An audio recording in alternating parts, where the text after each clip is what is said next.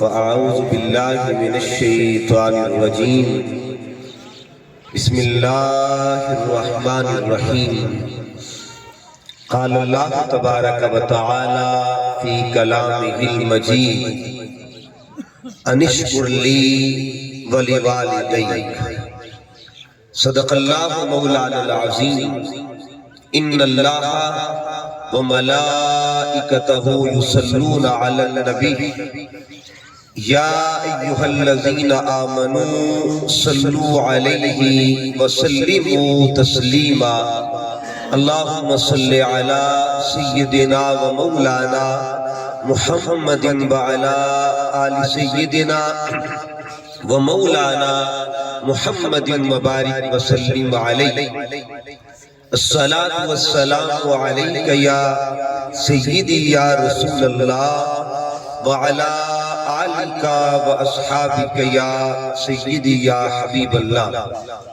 نہایت واجب الاحترام معزز و محتشم علماء کرام، سامعین و حاضرین، ہم سب لوگ اصال ثواب کی محفل میں حاضر ہیں. دعا کیجئے رب کائنات ہم سب کا حاضر ہونا اپنی بارگاہ میں قبول فرمائے. ہماری سازی کو اللہ تعالی ہمارے لیے اور بالخصوص بزرگوار محمد فلک شیر صاحب کے لیے بخشش کا ذریعہ بنا دے. اللہ پاک ان کے تمام صاحبزادگان، مظہر بھائی اور ان کے تمام برادران اور ان کے بھتیجے غلام عباس صاحب جملہ خاندان کو اللہ تعالیٰ صبر جمیل نصیب فرمائے. قرآن مجید فرقان حمید کی روشنی میں 21ویں پارے کی ایک سورہ مبارکہ اور وہ سورت ایک باپ کے نام پہ اللہ نے بنائی. اس سورت میں ایک پورا رکوع ہے. اس رکوع میں ایک والد اپنے بچے کو نصیحتیں کرتا. اللہ رب العزت نے ان نصیحتوں کو اپنے کلام میں محفوظ فرما لیا تاکہ لوگ قیامت تک کے لیے جہاں قرآن کی تلاوت کرتے رہے وہاں ایک باپ کی نصیحتوں کو بھی یاد کرتے رہے. اس سورہ مبارکہ کی آیت نمبر 14 اس میں اللہ رب العزت نے ارشاد فرمایا انشکر لی ولوالدیک. یہ اللہ رب العزت کا حکم ہے اور وہ حکم اللہ اپنے کلام میں ارشاد فرما رہا ہے. حکم کیا ہے کہ میرے بندے انشکر لی، میرا شکریہ ادا کیا کر، یعنی اپنے رب کا شکریہ ادا کیا کر. وَلِوَالِدَيْكَ، اور ساتھ ہی فرما دیا کہ جہاں پر اپنے رب کا شکر ادا کرنا ہے وہاں تو نے اپنے والدین کا بھی شکریہ ادا کرنا. گویا اللہ رب العزت ایک آیت میں دو حکم جاری فرما رہا ہے، دو پیغام دے رہا ہے. اور وہ پیغام کون سے ہیں کہ شکریہ ادا کرنا ہے اللہ کا اور شکریہ ادا کرنا ہے والدین کا. قرآن مجید کا مطالعہ کریں، اللہ نے کئی مقامات میں ایک آیت میں دو حکم جاری کی. مثالیں دیتا ہوں. مثلا ایک مقام پہ فرمایا آمنو باللہ ورسولی، ایمان لاؤ اللہ پر اور اس کے رسول پر. ایک مقام پہ اللہ فرماتا ہے کہ اطیعوا اللہ واطیعوا الرسول، اطاعت کرو اللہ کی اور اس کے رسول کی. یعنی حکم دینے والی ذات ایک ہے لیکن حکم کے زاویے دو ہیں. کہا جس نے مجھ پر ایمان لانا ہے نا اس کے لیے رسول پر ایمان لانا بھی ضروری ہے. جس نے میری اطاعت کرنی ہے اس کے لیے ضروری ہے کہ میرے رسول کی بھی اطاعت کرے. تو پہلا حکم دوسرے حکم کے ساتھ جڑا ہوتا ہے، لازم و ملزوم ہوتا ہے. یعنی پہلے حکم کا دوسرے حکم سے تعلق اتنا گہرا ہوتا ہے کہ اگر ایک پر عمل کرو دوسرے پر عمل کرو تو گزارا نہیں ہوتا. اب دیکھیے نا، اللہ فرماتے آمنو باللہ ورسولہ. اگر کوئی بندہ کہے جی صرف اللہ پر ایمان لانے سے گزارا ہو جائے گا تو ایسا ممکن نہیں ہے. ایمان اللہ پہ بھی ضروری ہے، ایمان رسول پہ بھی ضروری ہے. اگر کوئی یہ کہے کہ اللہ رسول کی اطاعت کا حکم دیا، کوئی نہیں، اللہ کی اطاعت کر لو، رسول کی خیر ہے، اسے گزارا نہیں ہوگا، دونوں ضروری ہے۔ یہی زاویہ یہاں پہ ہے۔ فرمایا انشکر لی وَلِوَالِدَيْكَ، اے میرے بندے شکریہ میرا بھی ادا کرنا ہے، شکریہ اپنے والدین کا بھی ادا کرنا ہے۔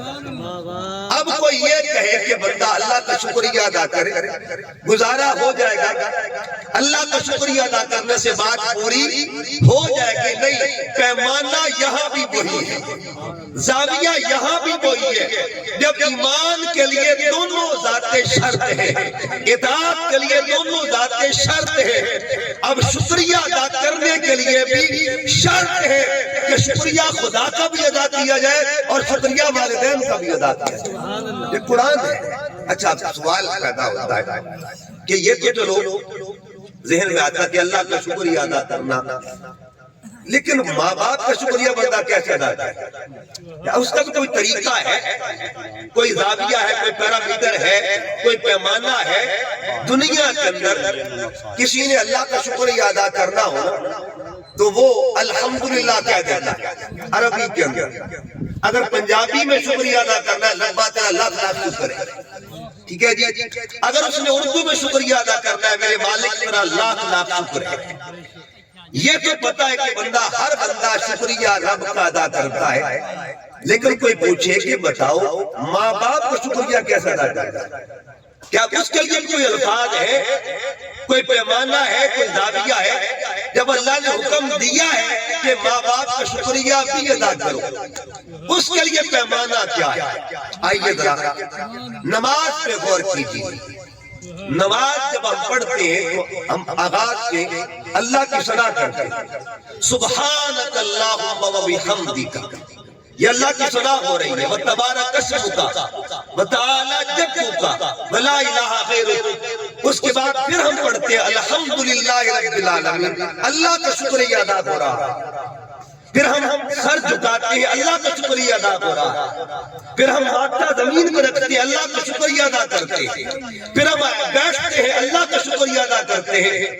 اب جب نماز مکمل ہونے لگتی ہے نا، اب حکم ہوتا ہے اے میری صلاح کرنے والے دعا بھی کرنی ہے۔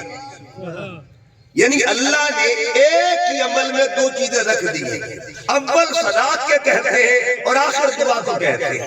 آخر میں دعا کیا ہے؟ ربنا اغفر لی وَلِوَالِدَيَّ۔ اب یہ دو چیزیں ہو گئی، ایک کو ثنا کہتے ہیں، ایک کو دعا کہتے ہیں۔ ثنا بھی نماز کے اندر ہوتی ہے، دعا بھی نماز کے اندر ہوتی ہے۔ نہ ثنا کے بغیر نماز مکمل ہوتی ہے، نہ دعا کے بغیر نماز مکمل ہوتی ہے۔ ثنا کس کے لیے کرتے ہیں اور دعا کس کے لیے کرتے ہیں؟ جس کے لیے ثنا کرتے ہیں اسے رب المشرکین کہا جاتا ہے، اور جن کے لیے دعا کرتے ہیں ان کو والدین کہا جاتا ہے۔ جو اب آپ باہر ہیں ان سے گزارش ہے کہ وہ اندر تشریف لے آئیں تاکہ انتظامیہ کے احباب رکے رہیں، باقی احباب اندر تشریف لے آئیں۔ فرض کر رہا تھا کہ اللہ رب العزت نے ایک ہی حکم میں دو چیزیں فرما دی کہ میرا شکریہ بھی ادا کرنا ہے، انشکر لی، اب لفظوں پہ غور کرنا ہے، میرا شکریہ بھی ادا کرنا ہے، اور ساتھ فرما دیا اپنے مائی باپ کا شکریہ بھی ادا کرنا ہے۔ اچھا اللہ کا شکریہ اس کو حقوق اللہ کہتے ہیں، ماں باپ کا شکریہ ادا کرنا اس کو حقوق العباد کہا جاتا ہے۔ اللہ کا شکریہ جو ہے اس کو تعلق عبدیت کہا جاتا ہے، اور ماں باپ کا شکریہ کیا ہے؟ اس کو تعلق ابنیت کہا جاتا ہے۔ اللہ کا شکریہ کیوں کرتے ہیں؟ اس لیے اس وقت بندہ وہ کرتا ہے جو صاحب فریاد ہے، یعنی اللہ کی وہ ذات ہے جس سے ہم فریاد کرتے ہیں۔ اور جب ماں باپ کا لیے شکریہ ادا کرتے ہیں، کیوں کرتے ہیں؟ کہ اس لیے کہ وہ صاحب اولاد ہے، جن کے لیے ہم نے شکریہ ادا کرنا ہے، ماں اور باپ کے لیے صاحب اولاد اور صاحب فریاد۔ جہاں فریاد کا معاملہ ہے وہ ذات اللہ کی ہے، اور جہاں اولاد کا معاملہ ہے وہ ذات والدین کی ہے۔ ہمارے وجود پہ غور کریں، ہمارے وجود کے بھی دو طرح کے حق ہیں۔ اس وجود جو 6 فٹ کا قد ہے نا، اس کا حق اس کے لیے بھی ہے اور اس کا حق والدین کے لیے، ٹھیک ہے جی۔ یہ دو حق ہیں. جب اس سے اس کا حق ہوگا، اس وجود کا اس ذات سے تعلق ہوگا، اس کو تعلق کے عبادت کہا جائے گا. عبادت کس کی کرتے ہیں؟ اللہ کی. انشکر لی، اے میرے بندے عبادت میری کرنی ہے. اور جب اس وجود کا تعلق ماں باپ کے ساتھ ہوگا، اسے تعلق خدمت کہا جائے گا. یہ دو لفظ یاد کر لیں، عبادت خدا کے لیے اور خدمت والدین کے لیے. یہ دونوں چیزیں جب آپ کے دامن میں آ جائیں گی، سمجھ لیں اس وجود کا آپ حق ادا کر رہے ہیں. اب ذرا قرآن پاک کی طرف چلتے ہیں. جب ہم قرآن میں جاتے ہیں تو ہمیں بہت سی مثالیں ملتی ہیں. آج دیکھیے کٹ ہے، فلک شیر صاحب کے لیے ہم نے کٹ کیا ہوا. تو ایک کٹ وہ ہے قرآن مجید میں، دو کٹ کا ذکر ہے، بلکہ اور بھی ایک کٹ ہے لیکن میں دو کٹ بیان کروں گا. ایک کٹ اللہ کے لیے، ایک کٹ باپ کے لیے. قرآن پاک میں دونوں چیزیں موجود ہیں. اللہ کے لیے کٹ کیا گیا، یہ بھی قرآن پاک میں ہے. ایک باپ کے لیے کٹ کیا گیا، یہ بھی قرآن پاک میں موجود ہے. قرآن مجید کا پارہ نمبر 9 پڑھیے. اللہ نے تمام روحوں کو جمع کر لیا، عالم اربع میں تمام روحوں کو جمع کر لیا. جمع کس کے لیے کیا؟ اپنی ذات کے لیے، اپنی ذات کے لیے. اور کیا کہا؟ الستو بربکم، اے روحوں بتاؤ کیا میں تمہارا رب نہیں؟ قالوا بلا، سب روحوں نے مل کے بولا مولا کیوں نہیں، تو ہی ہمارا رب ہے. حضرت سلطان بہو فرماتے کن فیکون جدا فرمایا اسا اودو بھی کولے ہاستے ہو. قالوا بلا اسی کنی سنیا، کوئی گنگے ڈورے راستے ہو. ایک لا مکان مکان اساڈا، ایک آن بتاؤ جو باستے ہو. نفس پلید پلید تکیتا، کوئی اثر پلید کے ناستے. تو ایک وہ کٹ ہے جب اللہ نے اپنے لیے کروایا، سب روحوں کو بلا کے اپنی ذات منوائی، اپنی ذات منوائی. اب اس کے بعد دوسرا کٹ ایک باپ کے لیے. پہلا پارہ پڑھیے گا. اللہ نے فرشتوں کو حکم دیا، جبرائیل تو بھی آ جا، اسرافیل تم بھی آ جاؤ، میکائیل تم بھی آ جاؤ، اسرائیل تم بھی آ جاؤ. کل ملائکہ کو جمع کر لیا. ربا سونے آج خیر کے ہیں، آج کس کی گل ہونی، آج کس کا تذکرہ ہو رہا ہے؟ فرمایا آج میں انسانیت کے بابا کا ذکر کرنے لگا. انسانیت کے باپ کی بات ہونے لگی ہے. جس باپ کو جناب آدم کہا جاتا ہے، اس کا مطلب یہ ہوا، قرآن گواہی دیتا ہے اللہ تعالیٰ اپنے بندوں کو اپنے لیے بھی اکٹھا کرتا ہے اور انسانیت کے باپ کے لیے بھی اکٹھا کرتا ہے. پھر دیکھیے گا جو ہم جمعہ پڑھتے ہیں، جمعہ علماء بیٹھے، حدیث پاک اتھینٹک حدیث پاک ہے، ذمہ داری کے ساتھ بات کر رہا ہوں. 5 دن یعنی سوری 7ویں دن جو کٹ ہوتا ہے، 7ویں دن جو کٹ ہوتا ہے وہ کٹ اس کو جمعہ کہتے ہیں. اب جمعہ ہم کیوں پڑھتے ہیں؟ جمعہ اس کی اگر ہم تاریخ پڑھ کے دیکھیں تو نبی پاک صلی اللہ علیہ وسلم سے، حضور علیہ السلام سے لوگوں نے پوچھا کیا تھا یہ جمعے کو عید کا دن کہا گیا ہے؟ جمعے کو عید کا دن کہا گیا ہے. آقا علیہ السلام نے فرمایا بتاؤں عید کا دن کیوں ہے؟ الجمعہ تو عید للمسلمین، فرمایا جمعے کا دن مسلمانوں کی عید کا دن ہے. حضور وجہ کیا ہے، حکمت کیا ہے، اس دن کو عید کیوں کہا گیا؟ فرمایا فیہ خلق آدم، اس دن تمہارا بابا آدم پیدا ہوا. یہ حدیث مبارکہ ہے. اس کا مطلب یہ ہوا پڑھنے جمعہ جاتے ہیں لیکن میرے پاک نبی نے فرما دیا اس جمعہ کا دن کی عظمت کیا ہے، اس کی اہمیت کیا ہے، اس کا مقام کیا ہے، اس کا پس منظر کیا ہے. یہ وہ دن ہے جسے یوم خلق آدم کہا جاتا ہے. قیامت تک کے لیے عبادت رب کی ہوتی رہے گی اور یاد بابا آدم کی منائی جاتی رہے گی. پھر دیکھیے گا لوگ، اللہ تعالیٰ ہم سب کو حج نصیب فرمائے. حج جس میدان میں ہوتا ہے نا، جانتے ہیں اس کو میدان عرفات کہا جاتا ہے. اور حج وہ عمل ہے جس کے لیے اللہ تعالیٰ اپنے بندوں کو اپنے گھر سے نکال دیتا ہے. جب حج کے ایام آتے ہیں نا، اگر آپ یہ کہیں گے میں کعبے کے اندر ہی بوڑھا ہے، میں دسے نے کعبہ میں بیٹھنا ہے، میرا تو حج اسی جگہ پہ ہے. شریعت کہتی ہے تو حج کے لیے بیٹھا رہے. اگر تو کعبے میں بیٹھا رہا اور تم میدان میں نہ گیا تیرا حج نہیں ہوگا. حج کے لیے رب کا گھر چھوڑنا پڑتا ہے, حج کے لیے کعبے کا سین چھوڑنا پڑتا ہے, حج کے لیے وہ جو خانہ کعبہ ہے اس کی زیارت کو چھوڑنا پڑتا ہے. کہا نکلو یہاں سے ایک میدان میں جمع ہونا. اس میدان کو میدان عرفات کہتے ہیں. کیوں؟ عرفات کا مطلب کیا ہے؟ عرفات کا معنی ہے جان پہچان کرنا, معرفت سے نکلا ہے, ایک دوسرے نو جاننا, ایک دوسرے نو پہچاننا. 300 سال تک بابا آدم اماں حوا سے جدا رہے, اماں حوا بابا سے جدا رہے. 300 سال کے بعد ایک مقام پہ ملاپ ہوتا ہے. بابا نے اماں کو پہچانا, اماں نے بابا کو پہچانا. تمام طرح حدیث مبارکہ اور تفسیر قرآن کے کہتی ہیں جب پہچان ہوئی اس مقام کو مقام عرفات کہا جانے لگا. اب قیامت تک کے لیے اللہ اپنے بندوں کو حکم دے رہا ہے اس میدان میں آ کے یاد مناؤ تمہارا بابا بھی یہاں پہ آیا تھا, تمہاری اماں حوا بھی یہاں پہ آئی تھی. قیامت تک کے لیے حج خدا کا ہوتا رہے گا اور یاد ماں باپ کی منائی جاتی رہے گی. اچھا وہ تو چلو حج ہے, جو بندہ حج پہ نہ جا سکے کیا اس کے لیے کوئی الٹرنیٹ بھی ہے, کوئی متبادل مصطفیٰ نے دیا نظام؟ اب دیکھیے جو بندہ استطاعت نہیں رکھتا, ہمت نہیں رکھتا, اب تو 14 لاکھ پہ چلا گیا تقریباً, 14 لاکھ تک حج چلا گیا. اب کوئی بندہ حج پہ جانا چاہے اس کے لیے کیا شریعت نے, جو صاحب استطاعت نہیں ہے, صاحب ہمت نہیں ہے, میرے پاک نبی نے فرمایا کوئی بات نہیں, تو گھر میں بیٹھ. اور حضور نے وظیفہ بتا دیا, من زارا ابویہ او احدہما, جس نے اپنے باپ کے چہرے کو دیکھ لیا, اپنی ماں کے چہرے کو دیکھ لیا. حضور اسے کیا ملے گا؟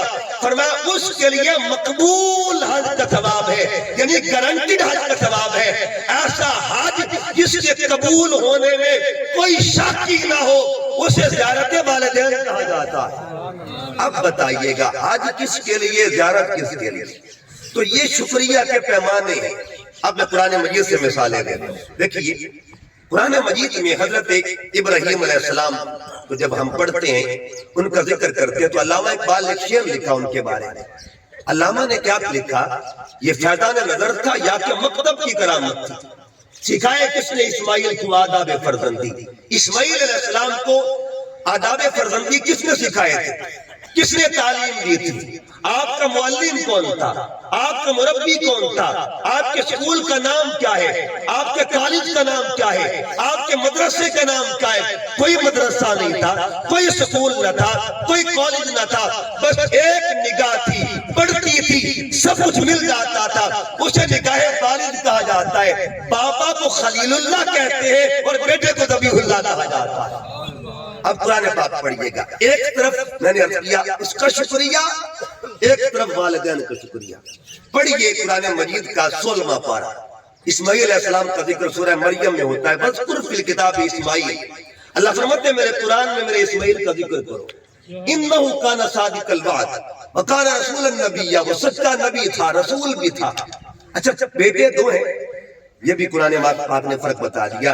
حضرت ابراہیم علیہ السلام کے 2 بیٹے, ایک صرف نبی تھا, دوسرا نبی بھی تھا, رسول بھی تھا. یہ قرآن پاک کی ٹرمینالوجی ہے, قرآن مجید کی اصطلاح ہے. قرآن نے کیا کہا؟ 2 بیٹے ہیں اور ایک بابا ہے. بابا کو ابراہیم کہتے ہیں, ایک بیٹے کو اسماعیل کہتے ہیں, ایک کو اسحاق کہتے ہیں. اسحاق صرف نبی تھے, رسول نہیں تھے, جبکہ اسماعیل علیہ السلام اللہ کے نبی بھی تھے, رسول بھی تھے. اب آپ پوچھیں گے نبی اور رسول میں فرق کیا ہے؟ یہ آسان سے لائن یاد کر لیں. جس کو اللہ پیغام دیتا ہے اسے نبی کہتے ہیں, جس کو اللہ پیغام دیتا ہے اسے نبی کہتے ہیں. جس کو پیغام بھی دیتا ہے اور کلام بھی دیتا ہے اسے رسول کہا جاتا ہے. جو صاحب پیغام بھی ہو, صاحب کلام بھی ہو, یعنی شریعت کے زاویے بھی اس کے پاس ہو.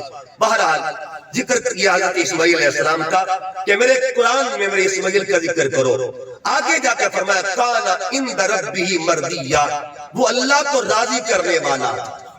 اسماعیل علیہ السلام کی زندگی اللہ کی رضا میں گزر گئی, زندگی رضائے خداوندی میں گزر گئی. لیکن یہ سوچنا ہے کیا وہ اسماعیل صرف اللہ کی رضا چاہتے تھے یا بابا کی رضا بھی چاہتے تھے؟ پڑھیے 23واں پارہ. جب باپ نے بیٹے کو اپنا خواب بتایا, یا بنیا, کہا میرے بیٹے انی انی ارا میں نے دیکھا ہے فی المنام خواب کے اندر انی یذبحک میں تمہیں ذبح کر رہا ہوں فانظر ماذا ترى بتا تو اس کے بارے میں کیا کہتا ہے قالا تو بچے نے کیا کہا ادھر وہی بچہ اللہ کی مرضیاں چاہتا ہے ادھر وہی بچہ اللہ کی رضا چاہتا ہے ادھر جب باپ بات کرتا ہے نا اس بچے نے کیا کہا یا ابتی افعل ما تؤمر ستجدنی انشاءاللہ من الصابرین ایک وقت میں دو ڈیوٹیاں ادا کی جا رہی ہیں ایک وقت میں دو حق نبھائے جا رہے ہیں ایک وقت میں دو اطاعتیں ہو رہی ہیں ایک وقت میں دو شکریہ ادا کیے جا رہے ہیں ایک شکریہ خدا کا ہے ایک شکریہ بابا کا ہے اس عظیم فرزند کو اس عظیم بندے کو جناب اسماعیل کہا جاتا ہے بندہ کس کا ہے بیٹا کس کا ہے بندہ خدا کا ہے بیٹا خلیل کا ہے ایک وقت میں دونوں ڈیوٹیاں نبھا رہا ہے بتا دیا جس نے اس کی بندگی کا حق بھی ادا کیا اور باپ کی اطاعت کا بھی حق ادا کر دیا اس فرزند کامل کو اسماعیل کہا جاتا ہے پھر آگے بڑھتا پھر دیکھیے گا قرآن مجید حضرت عیسیٰ علیہ السلام آپ جانتے ہیں عیسیٰ علیہ السلام بغیر باپ کے پیدا ہوئے دنیا میں 4 پیدائشیں ایسی ہیں جو غیر فطری ہیں حضرت آدم کی پیدائش حضرت اماں حوا کی پیدائش ان نیچرل جس کو کہا جاتا ہے حضرت مریم کے بطن میں جب عیسیٰ علیہ السلام کی جلوہ گری ہوئی اور صالح علیہ السلام کی اونٹ حضرت مریم کے گود میں عیسیٰ علیہ السلام جب آئے نا لوگوں نے تانا دیا یا مریم اے مریم بی بی لقد جئتی شیئا فریا یہ بچہ لے کر کہاں سے آ گئی ماں کانا ابوک امرا سن تیرا باپ تو برا نہیں تھا ہما کانتم بقیہ تیری ماں تو ایسی ہے بچہ کہاں سے آ گیا اب بچہ گود میں ہے قرآن مجید کا 16واں پارہ سورہ مریم کیا گواہی دیتی ہے حضرت مریم نے اشارہ کیا کہ میرے کو کوئی نہ پوچھو ایک خود لال دس دیتی کہ میں کون یہ میرا بیٹا بول کے بتائے گا میں کون ادھر اشارہ کیا ادھر بچے نے کلام شروع کر دیا اچھا بچے نے پنگوڑے میں صرف اللہ کا ذکر نہیں کیا اپنی اماں کا ذکر بھی ساتھ کیا شکریہ 2 طرح کا ہوتا ہے ایک شکریہ خدا کا ایک شکریہ والدین کا بچے نے بول کر کیا کہا کہ خبردار میری ماں کی پاک دامنی پہ حملہ مت کرنا میری ماں کی ناموس پہ انگلی مت اٹھانا انی عبداللہ میں تو اللہ کا بندہ بن کے آیا ہوں آتانی الکتاب وجعلنی نبیا اینما کنت اوصانی بالصلاۃ والزکاۃ ما دمت حیا وبرا بوالدتی اللہ نے مجھے ماں کے ساتھ نیکی کرنے والا بنا کے بھیجا ہوا ہے تو گویا قرآن کی آیتیں بتا رہی ہے شکریہ خدا کے لیے بھی ضروری ہے اور شکریہ والدین کے لیے بھی ضروری ہے ایک مثال اور دیتے ہیں قرآن پاک کو پڑھیے گا حضرت یوسف علیہ السلام ان کا تذکرہ قرآن میں ملتا ہے اور اتنا حسین تذکرہ ہے کہ پوری سورت کا نام یوسف رکھ دیا مکمل سورت کا نام یوسف ہے اس سورت میں باپا کا بھی ذکر ملتا ہے بیٹے کا ذکر بھی ملتا ہے بابا بھی نبی ہے اور بیٹا بھی نبی ہے دونوں پیغمبر خدا ہے اب ذرا دیکھیے گا حضرت یوسف علیہ السلام ایک طرف اللہ کی بندگی کی طرف اشارہ کرتے ہیں اور دوسری طرف اپنے بابا کی عظمت کا اشارہ کرتے ہیں وہی یوسف علیہ السلام کیا کہتے ہیں اللہ کے حضور رب قد آتیتنی من الملک یا اللہ تو نے مجھے بادشاہی عطا فرمائی تو نے مجھے متمکن کیا ہے بادشاہی پر اور آگے فرمایا وَعَلَّمْتَنِي مِن تَعْوِيلِ الْأَحَادِيثِ مجھے خوابوں کا علم سکھایا ہے آگے کیا کہتے ہیں ادھر اللہ کا شکریہ ادا یا اللہ تو نے بادشاہی دی ہے تو نے مجھے سب کچھ دیا ہے ساتھ دوسری طرف یہ کہتے ہیں اپنا کرتا اتار کے ایک حق اللہ کا ایک حق بابے کا ساتھ ہی فرماتے ہیں پچھلی آیتوں میں اذهبوا بقمیصی ھذا میرا قمیض لے جاؤ فَأَلْقُوهُ عَلَى وَجْهِ أَبِي يَأْتِ بَصِيرًا میرے بابا کے چہرے پہ رکھنا نور واپس آ جائے گا ایک وقت میں جو حق خدا بھی ادا کر رہا ہے اور حق والد بھی ادا کر رہا ہے اس عظیم ہستی کو حضرت یوسف علیہ السلام کہا جاتا ہے پھر دیکھیے گا اب میں بات کرنے لگا ہوں ذات محمد مصطفیٰ صلی اللہ علیہ وآلہ وسلم اور پھر دیکھیے گا دیکھیے قرآن مجید میں لفظ کل کا جو لفظ ہے نا لفظ کل یہ بڑا کمال کا ہے یہ 71 مقام پہ قرآن پاک میں ہے لفظ کل کاف اور لام سے مل کے بنتا ہے امام جعفر صادق سرکار سے کسی نے پوچھا حضور یہ کل کیا ہے مل معنی، اس کا مطلب کیا ہے؟ مل مراد، اس کی مراد کیا ہے؟ آپ فرماتے پہلے یہ بتا کاف سے پردہ اٹھاؤں یا لام سے پردہ اٹھاؤں؟ عرض کہ حضور آپ گھر والا گھر کی بات بہتر جانتا، حضور سارے پردے اٹھا دیں۔ فرمایا کاف کا معنی ہے قول اللہ تعالی، لام کا مطلب ہے لسان المصطفیٰ۔ قل کے پردے میں دو ذاتیں ہیں، قول خدا کا ہوتا ہے، زبان محمد مصطفیٰ کی ہوتی ہے۔ اب آپ آگے آگے تشریف رکھ لائیں تاکہ پیچھے گنجائش جو ہے وہ پیدا ہو سکے۔ تو عرض کر رہا تھا لفظ قل جو ہے اللہ رب العزت نے محبوب کو فرمایا قل۔ اچھا قل کے بعد آگے مضمون کئی ہوتے ہیں۔ اچھا چونکہ وقت کم ہے میں ان مضامین کی طرف نہیں آنا چاہتا، لیکن دو چیزیں بیان کروں گا۔ قل هو اللہ احد، لفظ قل کے بعد مضمون توحید ہے۔ اللہ الصمد لم یلد ولم یولد، سارا مضمون توحید ہے۔ اچھا شروع ہوا قل سے، آگے ذکر ہے اللہ کا، پھر اس کے بعد اللہ پاک سورہ بنی اسرائیل میں فرماتے ہیں قل، یہاں بھی وہی امر ہے قل، لیکن آگے مضمون بدلا ہوا، رب ارحمہما کما ربیانی صغیرا، حبیب یہ بھی بول دے ربا سنیا میرے مائی باپ پہ رحم فرما دے۔ قول کے بعد ادھر مضمون توحید تھا، ادھر مضمون والدین کا ہے۔ اس کا مطلب یہ ہوا جس زبان سے اللہ کی توحید بیان ہو رہی ہے، اسی زبان سے مائی باپ کے یہ دعا کی جا رہی ہے۔ یا نبی پاک کے اس فرمان نے پیغام دے دیا، اس کی توحید کا ذکر کرنا یہ بھی سنت مصطفیٰ ہے، اور اس کے ساتھ ساتھ ماں باپ کی بات کرنا یہ بھی سنت مصطفیٰ ہے۔ پھر دیکھیے گا اپنے بابا کو یاد کرنا۔ یہاں ایک بات کہ پرسوں 13 رجب کا دن بھی ہے، اور اس نسبت کے ساتھ کے لیے ایک بات عرض کر دوں۔ دیکھیے گا ماں باپ، میں نے عرض کی ماں باپ کا بڑا احسان ہوتا ہے، اپنے محسنوں کو بندہ بھولتا نہیں ہے، ٹھیک ہے جی۔ ہم پہ کوئی احسان کر دینا ہم اس کو بھلاتے نہیں۔ اللہ خود فرماتا ہے واللہ یحب المحسنین، اللہ محسنوں سے خود محبت فرماتا ہے، اللہ محسنوں سے محبت کرتا ہے۔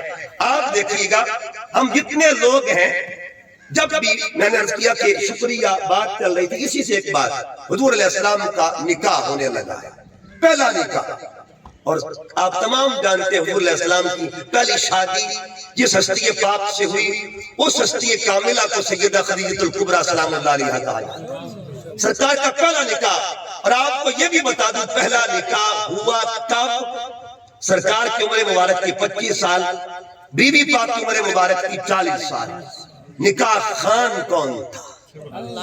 نکاح پڑھانے والا کون تھا؟ بات اسی مضمون کے ساتھ ریلیٹ کر رہا ہوں، ملا رہا ہوں کہ شکریہ خدا کا بھی اور شکریہ اپنے آبا کا بھی۔ اب کیا ہوا؟ نکاح خان کون تھا؟ اس پر میں 3 کتابوں کا نام آپ کو لے دوں۔ بہت بڑی کتاب، علماء بیٹھے برے صغیر پاک و ہند کے اندر پہلا بندہ جس نے حدیث رسول کے فروغ کا کام کیا، جن کو تمام مکاتب فکر مانتے ہیں، شاہ عبدالحق محدث دہلوی رحمۃ اللہ علیہ، ان کی کتاب ہے مدارج النبوت، اس کے اندر لکھتے ہیں نکاح پڑھانے والے کو جناب ابو طالب کہا جاتا ہے۔ اور اس وقت میں میرے پاس وہ چیزیں اسکرین شاٹس موجود ہیں، بہت بڑی کتاب عربی کے اندر۔ اچھا کتاب نکاح کس نے پڑھایا؟ حضرت ابو طالب نے۔ اب نکاح کا خطبہ کس طرح شروع ہوتا ہے یہ سنیے گا۔ خطبہ شروع کرنے لگا، وہ خطبہ پہلے لفظ تاکہ اس لفظ میں دونوں چیزیں آ جائے۔ حضرت ابو طالب نے خطبہ پڑھایا، سرکار کی عمر مبارک 25 سال، ابھی اعلان نبوت آپ نے نہیں فرمایا، وہ 40 سال کی عمر میں ہوئی، یعنی 15 سال قبل کی بات ہے۔ آپ نے نکاح کا خطبہ دیا، اور خطبہ شروع کہاں سے کیا؟ الحمدللہ الذی، کیا پڑھا جی؟ الحمدللہ الذی جعلنا من ذریت ابراہیم، تمام تعریفیں اس اللہ کے لیے جس نے ہمیں ابراہیم کی اولاد میں پیدا کیا۔ اتنے جملے میں اس کا مطلب یہ ہوا، مولانا صاحب کو ابھی قرآن مجید ہم آج پڑھتے ہیں نا، الحمدللہ ہم 1400 سال کے بعد پڑھ رہے ہیں، لیکن وہ ذات جو اعلان نبوت سے پہلے بھی الحمدللہ کے نعرے بلند کر رہی تھی، ان کو ابو طالب کہا جاتا ہے۔ جب خطبہ دیا آپ نے نکاح کا، خطبہ دینے کے بعد اب خطبہ ہوا، بات کو اختتام کی طرف سمیٹ رہا ہوں۔ خطبے کے بعد آپ نے حق مہر کا معاملہ ہو، اور آپ جانتے ہیں حق مہر کتنا ضروری ہوتا ہے، یعنی علماء جانتے ہیں نکاح کے جو واجبات ہوتے ہیں نا، ان میں سے ایک واجب حق مہر بھی، ٹھیک ہے جی۔ اگر حق مہر نہ ہو تو نکاح کامل نہیں ہوتا۔ اب سرکار کا خطبہ پڑھا دیا، نکاح کا خطبہ پڑھا دیا، خطبہ پڑھانے کے بعد یہ بھی مدارج النبوت کے اندر موجود ہے، خطبہ پڑھانے کے بعد اب باری یہی حق مہر دینے کی، تو 20 اونٹ جو اپنے گھر سے محمد مصطفیٰ کی طرف سے حق مہر ادا کرے اس ہستی کو جناب ابو طالب کہا جاتا ہے۔ اس کا مطلب یہ ہوا ایک محسن آپ کا ہوگا، ایک محسن میرا ہوگا، محسن محمد مصطفیٰ کو ابو طالب کہا جاتا ہے۔ اور ایک اور بات بتا دوں، بخاری شریف ایک بہت بڑی کتاب ہے، علماء جانتے ہیں حدیث کی دنیا کے اندر اس کا ایک مقام ہے، اس کے اندر یہ شعر موجود ہے کہ جب آقا صلی اللہ علیہ وسلم کی عمر مبارک 12 سال تھی، مکے میں قحط پڑ جاتا ہے، سارے مل کے جناب ابو طالب کی بارگاہ میں آتے ہیں کہ کچھ کیجئے، قحط پڑ گیا ہے۔ سرکار کو لے کے آپ صحن کعبہ میں چلے گئے، صحن کعبہ میں گئے، جب صحن کعبہ میں گئے حضور کی پشت مبارک کعبے کے دیوار کے ساتھ لگا دی اور سرکار کے سر پہ ہاتھ رکھے دعا مانگنا شروع کر دی۔ دعا کیا مانگی؟ اور وہ شعر اب بھی موجود ہے، میں آپ کو وہ عربی کی میں سناتا ہوں۔ وہ اب یادو یستسقى الغمام بوجهه شمال الیتامی اسمت للارام ملے، یہ کون نعت پڑھ رہا ہے؟ یہ ثناخانی مصطفیٰ کون کر رہا ہے؟ وہ ثناخان محمد مصطفیٰ کو ابو طالب کہا جاتا ہے۔ آپ نے نعت خانی پیش کی، اب اس نعت کا ترجمہ سنیے شعر کا کہ وہ اب یدو، اب ید کہتے گورے چٹے کو، گورے مکھڑے کو، وہ اب یدو یستسقى الغمام بوجهه، عرض کیا یا اللہ یہ وہ چہرہ ہے جس کو دیکھتا ہی بادل خود برسنا شروع کر دیتا ہے، بادل خود برسنا شروع کر دیتا ہے۔ اسمت للیتامی شمال الیتامی، یتیموں کی پناہ گاہ ہے، اسمت للارامل اور بیواؤں کا نگہبان ہے۔ اس کا مطلب یہ ہوا 12 سال کی عمر میں جو ہستی حضور علیہ السلام کی عظمت بیان کرے اس ثناخان کو جناب ابو طالب کہتے ہیں۔ اور بات ختم کر رہا ہوں، یاد رکھیے گا باپ کے بڑے احسان ہوتے ہیں، یہ احسان میری گفتگو ختم